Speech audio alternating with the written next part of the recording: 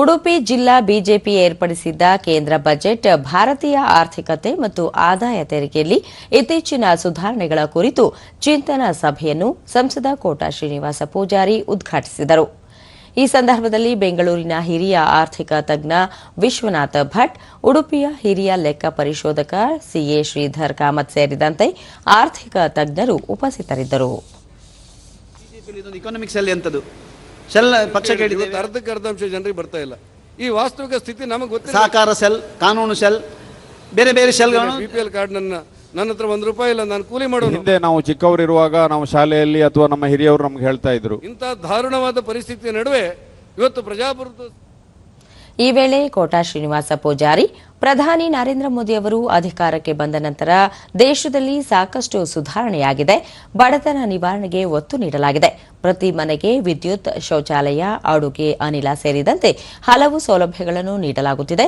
ಬಜೆಟ್ನಲ್ಲಿ ಕ್ಯಾನ್ಸರ್ನಂತಹ ಗಂಭೀರ ಕಾಯಿಲೆಗಳ 36 ಔಷಧಿಗಳ ಮೇಲಿನ ಸುಂಕ ಕಡಿತ ಹಾಗೂ ಆದಾಯ ತೆರಿಗೆ ವಿನಾಯಿತಿ ನೀಡಿರುವುದು ಮಧ್ಯಮ ವರ್ಗಕ್ಕೆ ಅನುಕೂಲವಾಗಲಿದೆ ಎಂದು ತಿಳಿಸಿದರು.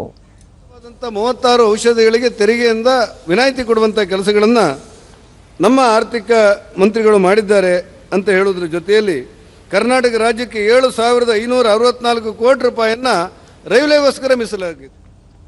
ಹಿರಿಯ ಆರ್ಥಿಕ ತಜ್ಞ ವಿಶ್ವನಾಥ ಭಟ್, ಕಳೆದ 10 ವರ್ಷಗಳಲ್ಲಿ ಬಡತನ ನಿರ್ಮೂಲನೆ ಹಾಗೂ ಸಾಕಷ್ಟು ಉದ್ಯೋಗ ಸೃಷ್ಟಿಯಾಗಿದೆ.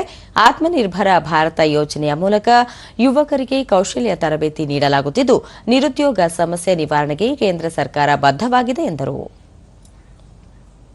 ಹೆದರಿಕೆ ಪರ್ಫೆಕ್ಟ್ ಆನ್ಸರ್ ಗೊತ್ತಿರುತ್ತೆ, ಪರ್ಫೆಕ್ಟ್ ಆನ್ಸರ್. ಆದ್ದರಿಂದ ಅವರಲ್ಲಿ ಇರುವಂತಹ ಸಾಮರ್ಥ್ಯವನ್ನು, ಪೊಟೆನ್ಷಿಯಲ್ ಏನಿದೆಯಲ್ಲ ಅದನ್ನು ಅನ್ಲಾಕ್ ಮಾಡುವಂತಹ ಕ್ರಿಯೆ ಮಾಡಬೇಕು. ಭಾರತ ದೇಶವನ್ನು ಗ್ಲೋಬಲ್ ಪೊಸಿಷನ್ನಲ್ಲಿ ನಾವು ತರಬೇಕಾಗಿರುವಂತಹದ್ದು ನಮ್ಮ ಕರ್ತವ್ಯ. ಹಿರಿಯ ಲೆಕ್ಕ ಪರಿಶೋಧಕ ಸಿಎ ಶ್ರೀಧರ್ ಕಾಮತ್, ದೇಶದ ಇತಿಹಾಸದಲ್ಲೇ ಮೊದಲ ಬಾರಿಗೆ 12 ಲಕ್ಷದವರೆಗೆ ಆದಾಯ ತೆರಿಗೆ ವಿನಾಯಿತಿ ನೀಡಿರುವುದು ಮಧ್ಯಮ ವರ್ಗದವರಿಗೆ ಅನುಕೂಲವಾಗಲಿದೆ ಎಂದರು. Do they spend? Do they invest it in companies? Do they keep it as deposits in bank? That will determine how the economy will move forward in the next 12 months. So ಜನರ ಕೈಯಲ್ಲೇ ಹಣವನ್ನು ಇಟ್ಕೊಂಡಿದ್ದಾರೆ, and she has openly said that this is an invitation to make us a consumption driven economy.